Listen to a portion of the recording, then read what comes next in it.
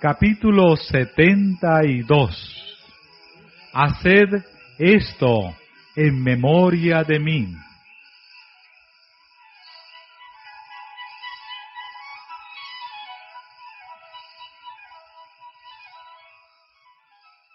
El Señor Jesús, la noche que fue entregado, tomó pan, y habiendo dado gracias, lo partió, y dijo: Tomad, comed, esto es mi cuerpo, que por vosotros es partido. Haced esto en memoria de mí.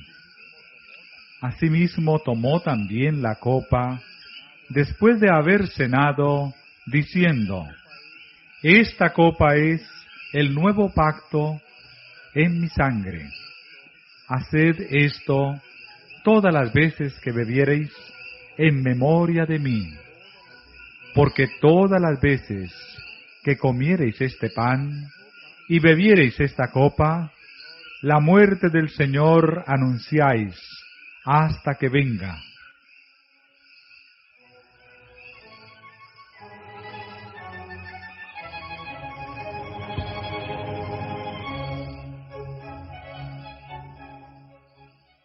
Cristo se hallaba en el punto de transición entre dos sistemas y sus dos grandes fiestas respectivas.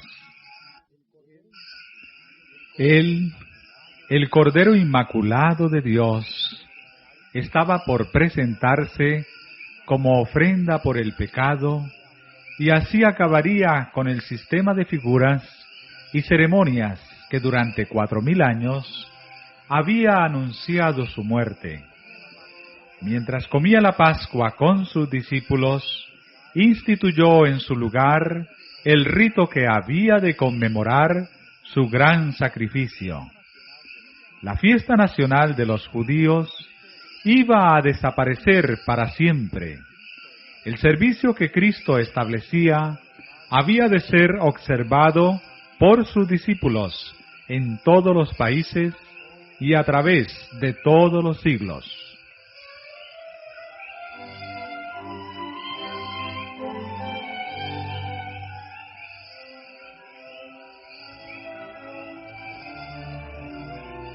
La Pascua fue ordenada como conmemoración del libramiento de Israel de la servidumbre egipcia. Dios había indicado que, año tras año, cuando los hijos preguntasen el significado de este rito, se les repitiese la historia. Así, había de mantenerse fresca en la memoria de todos aquella maravillosa liberación. El rito de la Cena del Señor fue dado para conmemorar la gran liberación obrada como resultado de la muerte de Cristo. Este rito ha de celebrarse hasta que Él venga por segunda vez con poder y gloria. Es el medio por el cual ha de mantenerse fresco en nuestra mente el recuerdo de su gran obra en favor nuestro.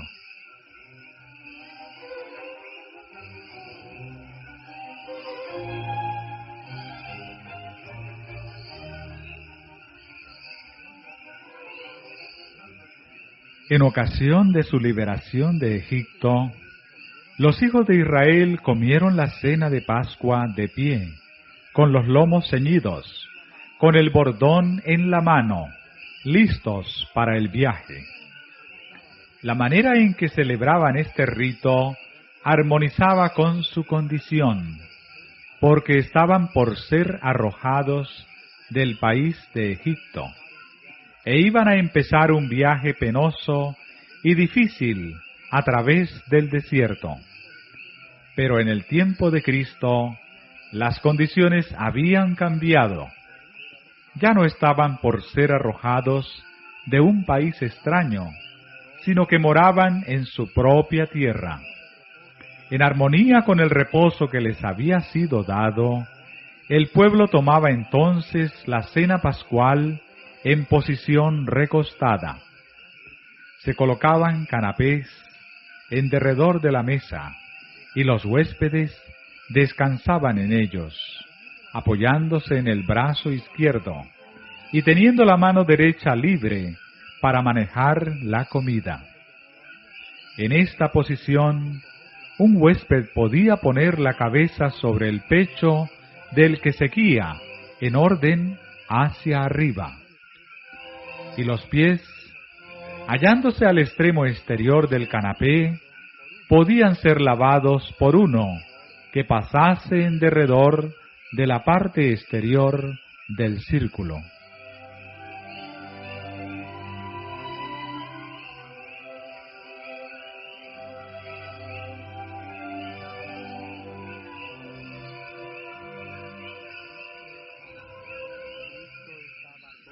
Cristo estaba todavía a la mesa en la cual se había servido la cena pascual. Delante de él estaban los panes sin levadura que se usaban en ocasión de la Pascua. El vino de la Pascua, exento de toda fermentación, estaba sobre la mesa. Estos emblemas empleó Cristo para representar su propio sacrificio sin mácula. Nada que fuese corrompido por la fermentación, símbolo de pecado y muerte, podía representar al Cordero sin mancha y sin contaminación.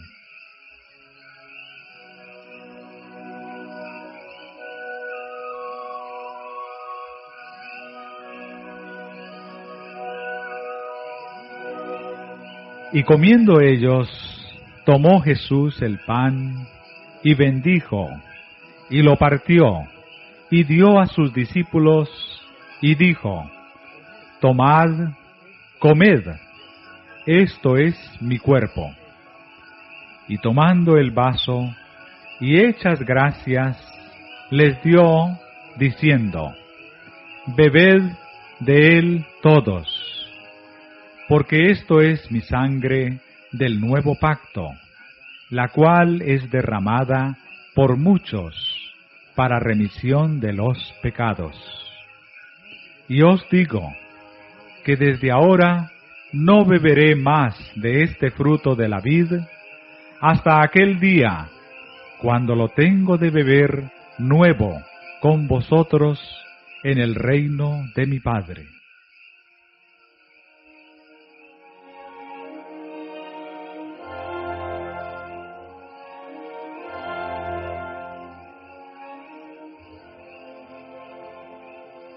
El traidor Judas estaba presente en el servicio sacramental.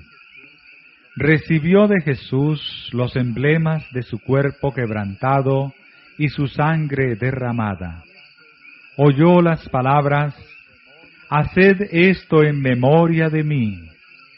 Y sentado allí, en la misma presencia del Cordero de Dios, el traidor reflexionaba en sus sombríos propósitos y albergaba pensamientos de resentimiento y venganza.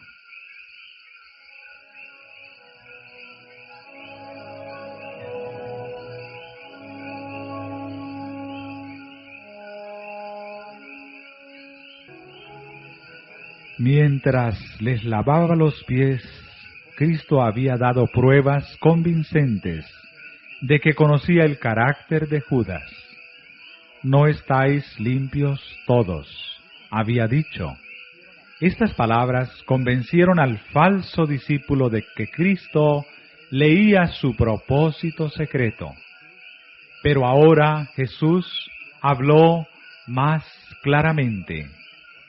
Sentado a la mesa con los discípulos, dijo, mirándolos: «No hablo de todos vosotros, y sé los que he elegido, mas para que se cumpla la Escritura, el que come pan conmigo levantó contra mí su calcañar».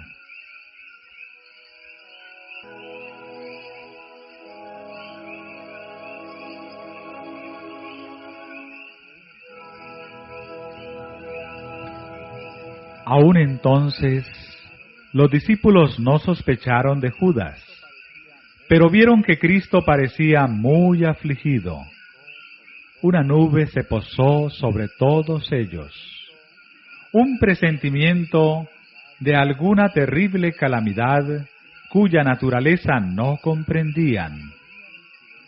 Mientras comían en silencio, Jesús dijo: De cierto os digo, que uno de vosotros me ha de entregar.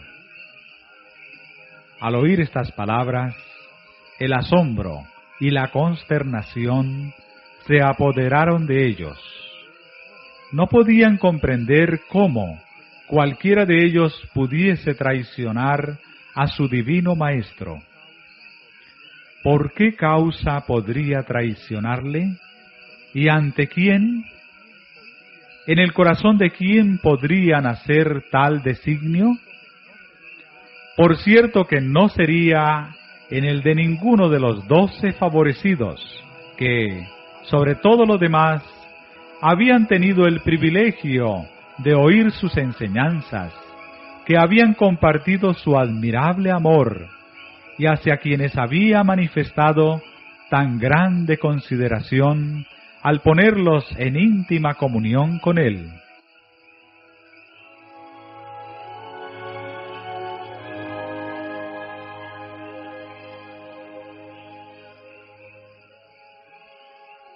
Al darse cuenta del significado de sus palabras y recordar cuán ciertos eran sus dichos, el temor y la desconfianza propia se apoderaron de ellos. Comenzaron a escudriñar su propio corazón para ver si albergaba algún pensamiento contra su Maestro. Con la más dolorosa emoción, uno tras otro preguntó: ¿Soy yo, Señor? Pero Judas guardaba silencio. Al fin, Juan, con profunda angustia, preguntó: Señor, ¿quién es? Y Jesús contestó: El que mete la mano conmigo en el plato, ese me ha de entregar.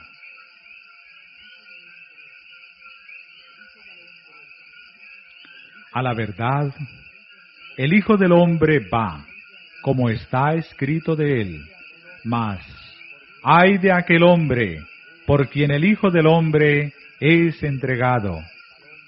Bueno le fuera al tal hombre no haber nacido. Los discípulos se habían escrutado mutuamente los rostros al preguntar: ¿Soy yo, Señor?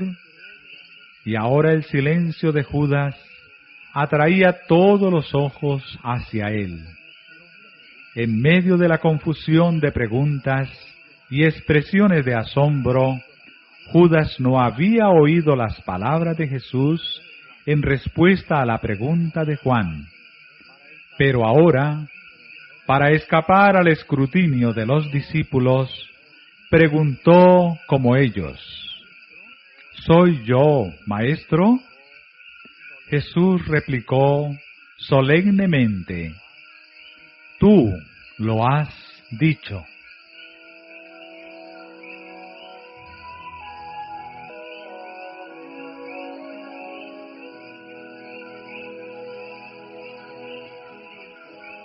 Sorprendido y confundido al ver expuesto su propósito, Judas se levantó apresuradamente para salir del aposento. Entonces Jesús le dice: Lo que haces, hazlo más presto. Como él, pues, hubo tomado el bocado, luego salió, y era ya noche. Era verdaderamente noche para el traidor cuando, apartándose de Cristo, penetró en las tinieblas de afuera.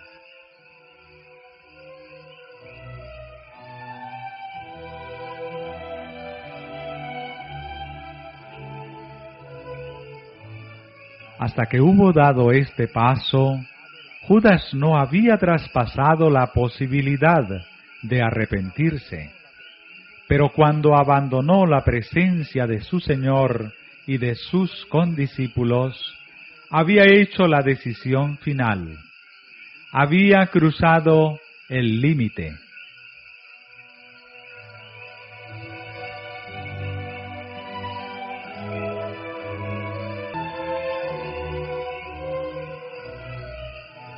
Admirable había sido la longanimidad de Jesús en su trato con esta alma tentada. Nada que pudiera hacerse para salvar a Judas se había dejado de lado. Después que se hubo comprometido 2 veces a entregar a su Señor, Jesús le dio todavía oportunidad de arrepentirse. Leyendo el propósito secreto del corazón del traidor, Cristo dio a Judas la evidencia final y convincente de su divinidad. Esto fue para el falso discípulo el último llamamiento al arrepentimiento. El corazón divino humano de Cristo no escatimó súplica alguna que pudiera hacer. Las olas de la misericordia, rechazadas por el orgullo obstinado, volvían en mayor reflujo de amor subyugador.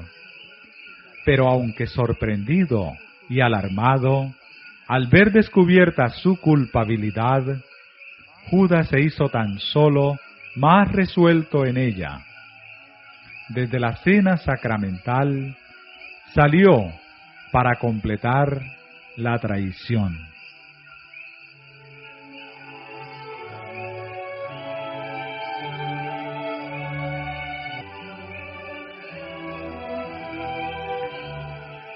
Al pronunciar el ay sobre Judas, Cristo tenía también un propósito de misericordia para con sus discípulos. Les dio así la evidencia culminante de su carácter de Mesías. Os lo digo antes que se haga, dijo, para que cuando se hiciere, creáis que yo soy. Si Jesús hubiese guardado silencio, en aparente ignorancia de lo que iba a sobrevenirle, los discípulos podrían haber pensado que su maestro no tenía previsión divina y que había sido sorprendido y entregado en las manos de la turba homicida. 1 año antes, Jesús había dicho a los discípulos que había escogido a 12 y que uno de ellos era diablo. Ahora las palabras que había dirigido a Judas demostraban que su maestro conocía plenamente su traición e iban a fortalecer la fe de los discípulos fieles durante su humillación. Y cuando Judas hubiese llegado a su horrendo fin, recordarían el ay pronunciado por Jesús sobre el traidor.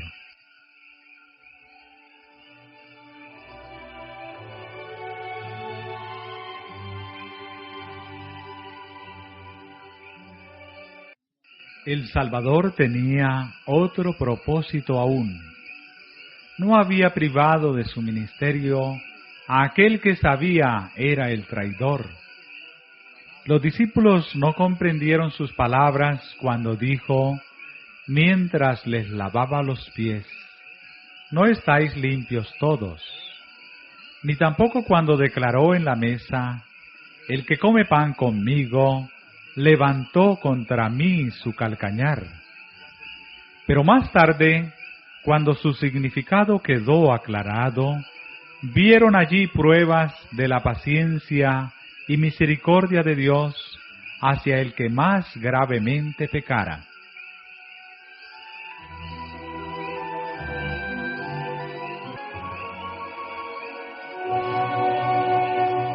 Aunque Jesús conocía a Judas desde el principio, le lavó los pies, y el traidor tuvo ocasión de unirse con Cristo en la participación del sacramento.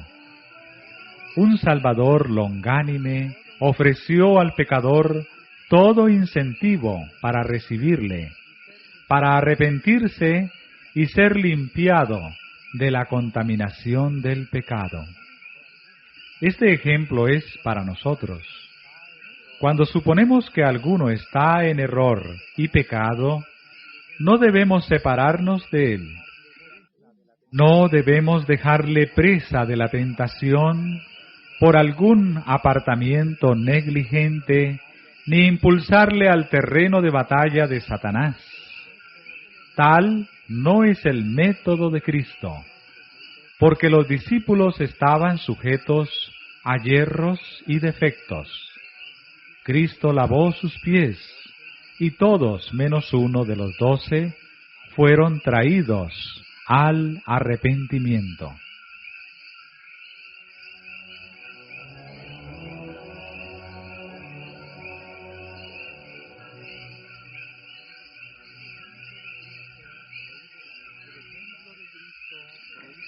El ejemplo de Cristo prohíbe la exclusividad en la cena del Señor. Es verdad que el pecado abierto excluye a los culpables. Esto lo enseña claramente el Espíritu Santo. Pero fuera de esto, nadie ha de pronunciar juicio. Dios no ha dejado a los hombres el decir quiénes se han de presentar en estas ocasiones. Porque, ¿quién puede leer el corazón? ¿Quién puede distinguir la cizaña del trigo? Por tanto, pruébese cada uno a sí mismo, y coma así de aquel pan, y beba de aquella copa.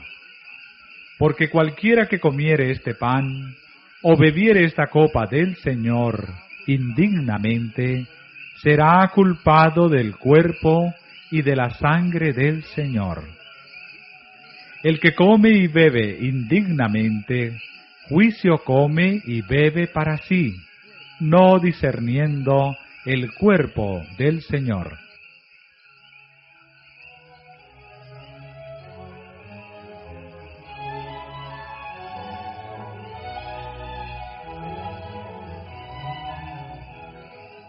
Cuando los creyentes se congregan para celebrar los ritos, están presentes mensajeros invisibles para los ojos humanos. Puede haber un Judas en el grupo, y en tal caso hay allí mensajeros del príncipe de las tinieblas, porque ellos acompañan a todos los que se niegan a ser dirigidos por el Espíritu Santo. Los ángeles celestiales están también presentes. Estos visitantes invisibles están presentes en toda ocasión tal. Pueden entrar en el grupo personas que no son de todo corazón siervos de la verdad y la santidad, pero que desean tomar parte en el rito. No debe prohibírseles. Hay testigos que estuvieron presentes cuando Jesús lavó los pies de los discípulos y de Judas. Hay ojos más que humanos que contemplan la escena.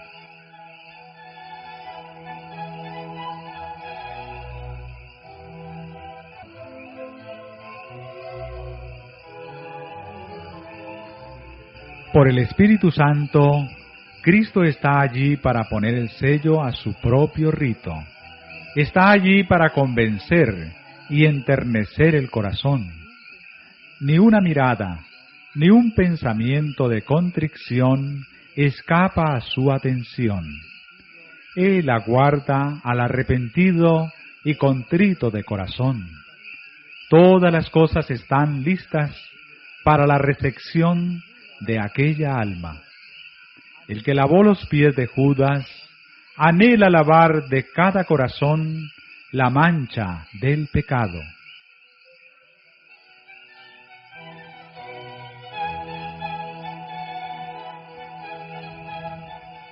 Nadie debe excluirse de la comunión porque esté presente alguna persona indigna.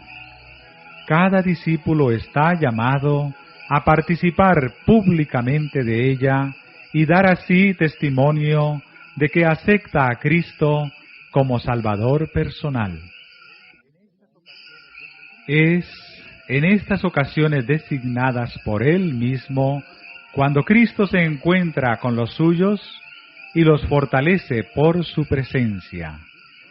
Corazones y manos indignos pueden administrar el rito. Sin embargo, Cristo está allí para ministrar a sus hijos. Todos los que vienen con su fe fija en Él serán grandemente bendecidos. Todos los que descuidan estos momentos de privilegio divino sufrirán una pérdida. Acerca de ellos se puede decir con acierto: no estáis limpios todos.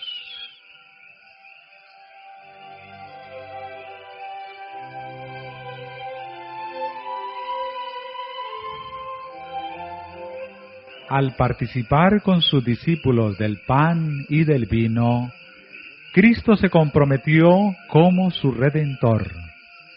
Les confió el nuevo pacto, por medio del cual todos los que le reciben llegan a ser hijos de Dios, coherederos con Cristo.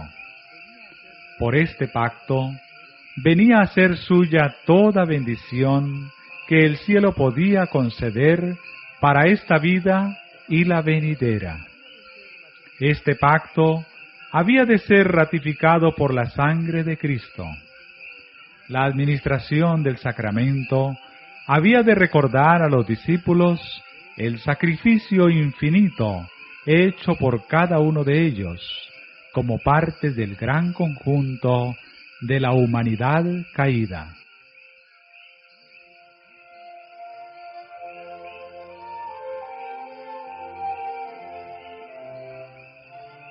Pero el servicio de la comunión no había de ser una ocasión de tristeza. Tal no era su propósito. Mientras los discípulos del Señor se reúnen alrededor de su mesa, no han de recordar y lamentar sus faltas. No han de espaciarse en su experiencia religiosa pasada, haya sido ésta elevadora o deprimente. No han de recordar las divergencias existentes entre ellos y sus hermanos. El rito preparatorio ha abarcado todo esto: el examen propio, la confesión del pecado, la reconciliación de las divergencias. Todo esto se ha hecho. Ahora han venido para encontrarse con Cristo. No han de permanecer en la sombra de la cruz, sino en su luz salvadora. Han de abrir el alma a los brillantes rayos del sol de justicia. Con corazones purificados por la preciosísima sangre de Cristo, en plena conciencia de su presencia, aunque invisible, han de oír sus palabras: la paz os dejo, mi paz os doy, no como el mundo la da, yo os la doy.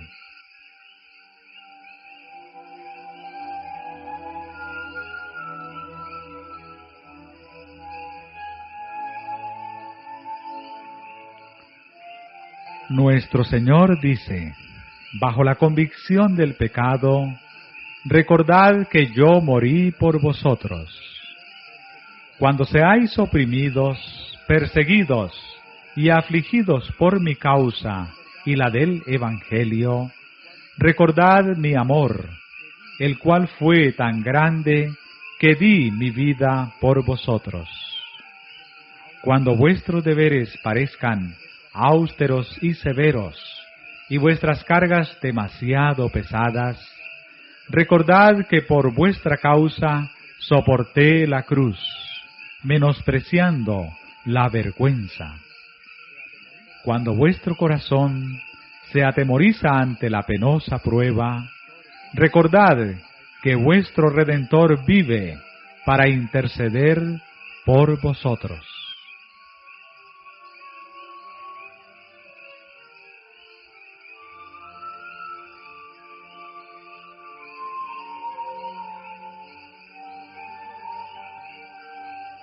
El rito de la comunión señala la segunda venida de Cristo. Estaba destinado a mantener esta esperanza viva en la mente de los discípulos. En cualquier oportunidad en que se reuniesen para conmemorar su muerte, relataban cómo Él, tomando el vaso y hechas gracias, les dio diciendo: «Bebed de él todos, porque esto es mi sangre del nuevo pacto, la cual es derramada por muchos para remisión de los pecados. Y os digo que desde ahora no beberé más de este fruto de la vid hasta aquel día, cuando lo tengo de beber nuevo con vosotros en el reino de mi Padre». En su tribulación hallaban consuelo en la esperanza del regreso de su Señor. Les era indeciblemente precioso el pensamiento: todas las veces que comiereis este pan y bebiereis esta copa, la muerte del Señor anunciáis hasta que venga.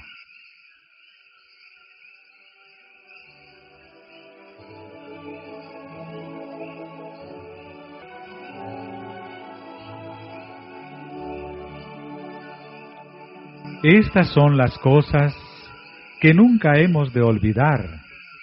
El amor de Jesús, con su poder constrictivo, ha de mantenerse fresco en nuestra memoria. Cristo instituyó este rito para que hablase a nuestros sentidos del amor de Dios expresado en nuestro favor. No puede haber unión entre nuestras almas y Dios excepto por Cristo. La unión y el amor entre hermanos deben ser cimentados y hechos eternos por el amor de Jesús.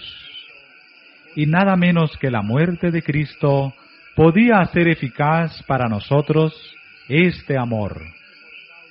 Es únicamente por causa de su muerte por lo que nosotros podemos considerar con gozo su segunda venida.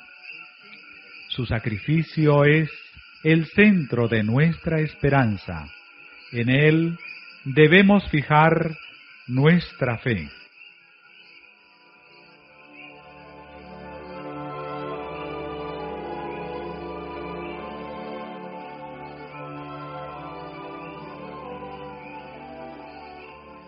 Demasiado a menudo, los ritos que señalan la humillación y los padecimientos de nuestro Señor son considerados como una forma. Fueron instituidos con un propósito. Nuestros sentidos necesitan ser vivificados para comprender el misterio de la piedad. Es patrimonio de todos comprender mucho mejor de lo que los comprendemos los sufrimientos expiatorios de Cristo. Como Moisés levantó la serpiente en el desierto, así el Hijo de Dios fue levantado, para que todo aquel que en él creyere no se pierda, sino que tenga vida eterna. Debemos mirar la cruz del Calvario que sostiene a su Salvador moribundo. Nuestros intereses eternos exigen que manifestemos fe en Cristo.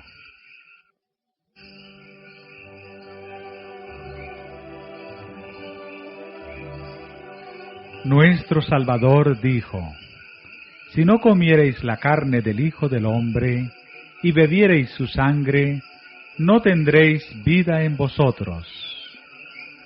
Porque mi carne es verdadera comida, y mi sangre es verdadera bebida». Esto es verdad acerca de nuestra naturaleza física. A la muerte de Cristo debemos aún esta vida terrenal. El pan que comemos ha sido comprado por su cuerpo quebrantado. El agua que bebemos ha sido comprada por su sangre derramada. Nadie, santo o pecador, come su alimento diario sin ser nutrido por el cuerpo y la sangre de Cristo.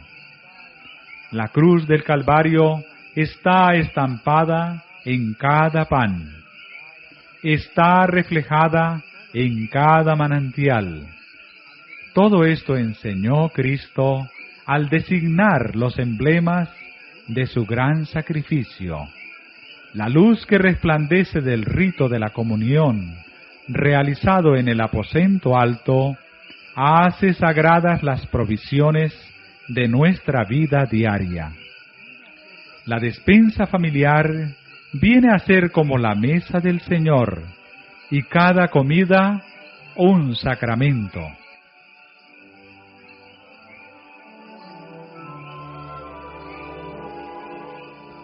Y cuánto más ciertas son las palabras de Cristo en cuanto a nuestra naturaleza espiritual. Él declara: el que come mi carne y bebe mi sangre, tiene vida eterna. Es recibiendo la vida derramada por nosotros en la cruz del Calvario, como podemos vivir la vida santa. Y esta vida la recibimos recibiendo su palabra, haciendo aquellas cosas que Él ordenó. Así llegamos a ser uno con Él. El que come mi carne, dice Él, y bebe mi sangre, en mí permanece, y yo en Él. Como me envió el Padre viviente, y yo vivo por el Padre, asimismo, el que come, Él también vivirá por mí. Este pasaje se aplica en un sentido especial a la Santa Comunión. Mientras la fe contempla el gran sacrificio de nuestro Señor, el alma asimila la vida espiritual de Cristo, y esa alma recibirá fuerza espiritual de cada comunión. El rito forma un eslabón viviente por el cual el creyente está ligado con Cristo y así con el Padre. En un sentido especial, forma un vínculo entre Dios y los seres humanos que dependen de Él.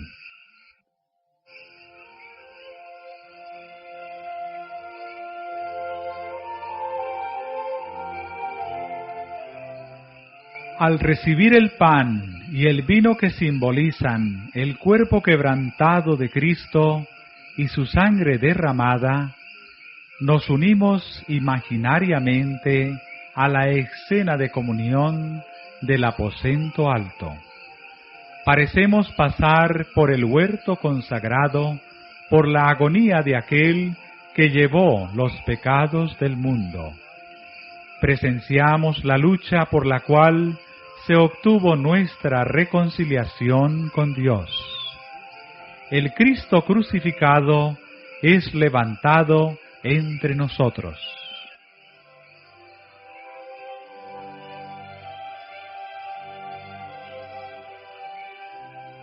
Contemplando al Redentor crucificado, comprendemos más plenamente la magnitud y el significado del sacrificio hecho por la majestad del cielo. El plan de salvación queda glorificado delante de nosotros, y el pensamiento del Calvario despierta emociones vivas y sagradas en nuestro corazón. Habrá alabanza a Dios y al Cordero en nuestro corazón y en nuestros labios, porque el orgullo y la adoración del yo no pueden florecer en el alma que mantiene frescas en su memoria las escenas del Calvario.